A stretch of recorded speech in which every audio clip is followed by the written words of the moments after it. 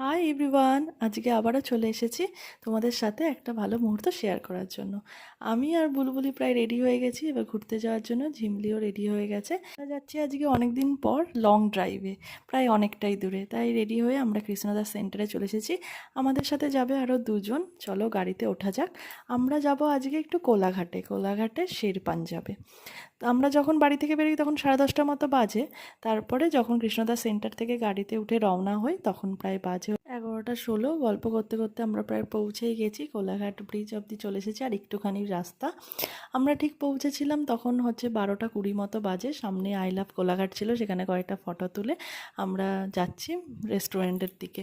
আর সামনেই দেখো এরকম ছিল গাড়ি পার্কিংয়ের জায়গা। এটা তোমরা বাইরেও খাওয়া যাবে আবার ভেতরেও, কিন্তু গরম ছিল বলে আমরা ভেতরে এসিতে গিয়ে বসেছিলাম। আর তখনও রাত্রিবেলা এত ভিড়, একটাই সিট ফাঁকা ছিল, তাই আমরা সামনেটাতেই বসেছিলাম।